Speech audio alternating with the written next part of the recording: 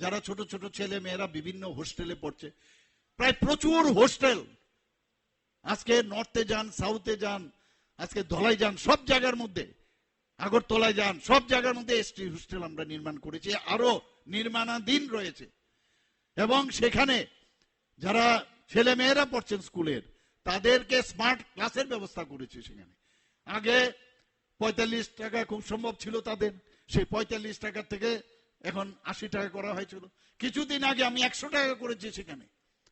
এবং প্রতিটা হোস্টেলের ওয়ার্ডেন ছিল না, 185 জনের মতো ওয়ার্ডেন। আমাকে যখন মাননীয় যিনি আমাদের ট্রাইবাল ওয়েলফেয়ার মিনিস্টার উনি বললেন, আমি সাথে সাথে ক্যাবিনেটে ডিসিশন নিয়ে 185 জনের মতো প্রায় তাদেরকে আমি সেখানে অ্যাপয়েন্টমেন্ট দেওয়ার ব্যবস্থা করেছি। আমাদের বলছে টাকা নেই, টাকা নেই, মিথ্যা কথা বলছে, আবার চ্যালেঞ্জ করছে।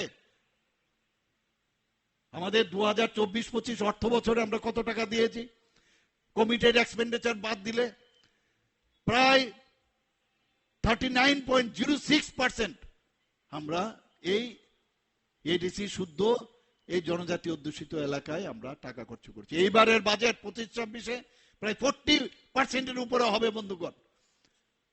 একের পর এক আপনার একটু আগে আমাকে একজন আমাদের ক্যান্ডিডেট আমাকে বলছিলেন যে স্যার আমাদের যে ন্যাশনাল হাইওয়ে হচ্ছে তার থেকে আমি প্রায় 80 লক্ষ টাকা আমি পেয়েছি। তো এই যে ন্যাশনাল হাইগুলো হচ্ছে, এই ন্যাশনাল হাইওয়ে গুলো বেশিরভাগই জনজাতি অধ্যুষিত এলাকা দিয়ে যায়। তারা যে আমাদের যখন জমিগুলো নিচ্ছে তার জন্য পয়সা দিতে হচ্ছে। আজকে যেদিকে যাই রাস্তাঘাট আপনি দেখুন, এত সুন্দর রাস্তাঘাট হচ্ছে। আমাকে বলছে স্যার আপনার কারণে আমাদের এই জিরানিয়ার এদিকে আমি যাচ্ছিলাম, দেখুন সমস্ত রাস্তা কত সুন্দর হয়ে গেছে। রাস্তা মানুষকে রাস্তা দেখায়। মেডিকেল কলেজ আজকে এতগুলো হয়েছে, 450টা। আজকে আমাদের যদি আমরা দেখি 31% জনজাতির যে রিজার্ভেশন আছে তারাই তো সুযোগ পাচ্ছে। আজকে ডেন্টালে এখানে 63টা সিট নিয়ে এখানে আজকে ডেন্টাল কলেজ হয়েছে, 31% আছে। তাহলে আজকে তো সুযোগ সুবিধা বেড়ে গেছে। আগে একটা ডেন্টালের একটা সিট ছিল বিডিএস এর, ভাবা যায় কোনোদিন?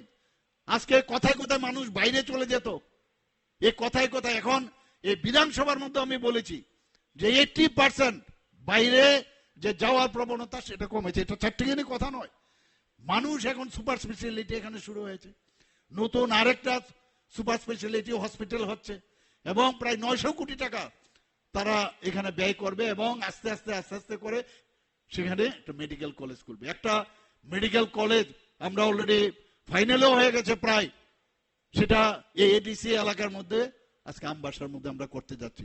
এখানে একটা যাতে একটা টেকনোলজিক্যাল কলেজ হয়, টেকনোলজি কলেজ হয় তার জন্য আমরা ব্যবস্থা করছি, চিন্তা ভাবনা করছি। এখানে যাতে একটা নার্সিং কলেজ হয় তার কথা আমরা চিন্তা ভাবনা করছি।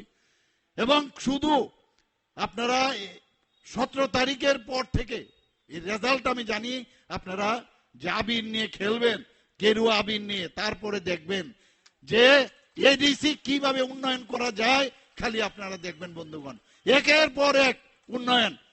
আমি আবার বলছি যে যতক্ষণ ধরে মাননীয় প্রধানমন্ত্রীজি বলছেন যে নর্থ ইস্ট যদি ডেভেলপ না হয় দেশ ডেভেলপ হবে না, আর আমি বলছি যে জনজাতিদের যদি ডেভেলপমেন্ট না হয় তাহলে ত্রিপুরাও ডেভেলপমেন্ট হবে না। আমাদের সবার জন্য সবকা সাথ সবকা বিকাশ, বিশ্বাস আর প্রয়াস সেটা করতে হবে। আমাদের মধ্যে বিভেদ সৃষ্টি করে এই রাজনীতি আমাদের দরকার নেই। এরকম একটা মূল মন্ত্র আমাদের, একটা মন্ত্র আমাদের দিয়েছেন প্রধানমন্ত্রী যে সবাইকে মানুষ হিসাবে আমাদের চিন্তা করতে হবে, মানুষের মধ্যে বিভেদ সৃষ্টি না করা। প্রবলেম থাকতে পারে কিন্তু প্রবলেমের সলিউশন দরকার। আজকে রিয়াং শরণার্থীরা 23 বছর ধরে ওরা ভুগছিল কিনা বলুন? আমাদের সরকার এসে, এর আগে তো কমিউনিস্টরা ছিল, কংগ্রেস ছিল, আর উনাদের তো খবরই ছিল না। তখন তো একবারও দেখা যায়নি আন্দোলনের। এখন গণতন্ত্রের বুকের বাতাস হয়েছে, আমরা এসে তাদেরকে থাকার ব্যবস্থা করেছি, ইলেকট্রিসিটির ব্যবস্থা করেছি এবং লাস্টে তাদেরকে ভোটের রাইট দেওয়া হয়েছে এবং সেখানে তাদের ট্রেনিং দেওয়া হয়েছে ছোট ছোট ছেলে মেয়েদের, যাতে তাদের সাস্টেনেবল জীবনযাপন করতে পারে এবং তাদেরকে কিটসও দেওয়া হয়েছে বন্ধুগণ। সেখানে স্কুল থেকে আরম্ভ করে রেশন পানি থেকে আরম্ভ করে সমস্ত প্রায় 13টা জায়গায় ওনাদেরকে রিহ্যাবিলিট করা হয়েছে। কিছুদিন আগে পরশুদিনও আমার সাথে রিয়াং যারা আছেন তাদের সাথে আমার কথা হয়েছে, আবার শরণার্থী বললে প্রবলেম।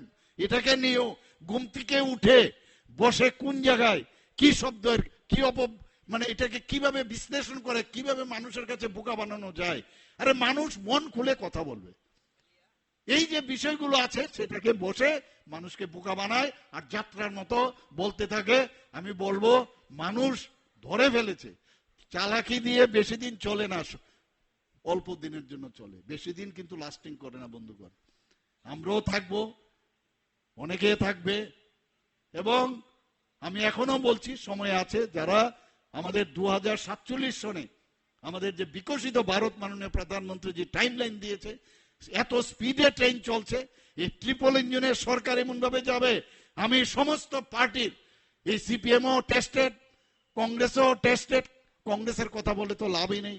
এবার আর্টিফিশিয়াল ইন্টেলিজেন্স যে এত বড় একটা কনফারেন্স হলো দিল্লিতে, সারা পৃথিবীর, আমিও গিয়েছিলাম সেখানে, কথা নাই বার্তা নাই, রাহুলজি কতগুলো ছেলেকে পাঠিয়ে দিল জামা টামা খুলে। আরে কি অদ্ভুত। তারপরে পেদানে দিয়েছে ওদেরকে। তো একের পর এক G20 মধ্যে মাননীয় প্রধানমন্ত্রী দেশকে সামনের দিকে এগিয়ে নিয়েছে, নরেন্দ্র মোদীজি দেশকে সামনের দিকে এগিয়ে নিয়ে যাচ্ছে, আর ওনারা পেছনে টানার চেষ্টা করছেন। কাজেই আজকে এখানে আমাদের নির্মল দেববর্মা মহোদয়কে আপনারা ভোট দেবেন তো? আরে আওয়াজ, এই যে আওয়াজ হবে না, জোরে নির্মল দেববর্মাকে ভোট দিতে হবে এবং বেশি পরিমাণে জামানত বাজেয়াপ্ত করতে হবে, উচিত জবাব দিতে হবে বন্ধুগণ। এবং আমি নিশ্চিত যে আপনারা দেবেন, আমি বহুবার এখানে এসেছি। এগুলো করে লাভের লাভ কিচ্ছু হবে না। আমি জানি আপনাদের একজন প্রিয় মানুষ হয়ে গেছে এখন নির্মল, এবং এক এক জায়গায় আমাদের এখানে ভোট দিলে মুখ্যমন্ত্রীকে ভোট দেওয়া না, বলছেন কি যদি বিজেপিকে ভোট দিন তাহলে মুখ্যমন্ত্রী, আর বাকিটা বললো না ইচ্ছে করে। আরে আমাকে দিতে হবে না, নির্মলকে, নির্মল দেববর্মাকে ভোট দিলে, এই পদ্ম চিহ্নে ভোট দিলে এই ভোট কোথায় যাবে? ওই মোদিজির এখানে যাবে। তাই সকাল সকাল 12 তারিখ আপনারা সবাই গিয়ে নির্মল দেববর্মা মহোদয়কে ভোট দেবেন, এবং সরকার 17 তারিখের পরে আমরা গঠন করব। সবাইকে আবার এখানে উপস্থিত যারা আছেন সবাইকে হার্দিক অভিনন্দন জানিয়ে আমার কথা বলা শেষ করছি। নমস্কার, জয় হিন্দ, হাম্বাই।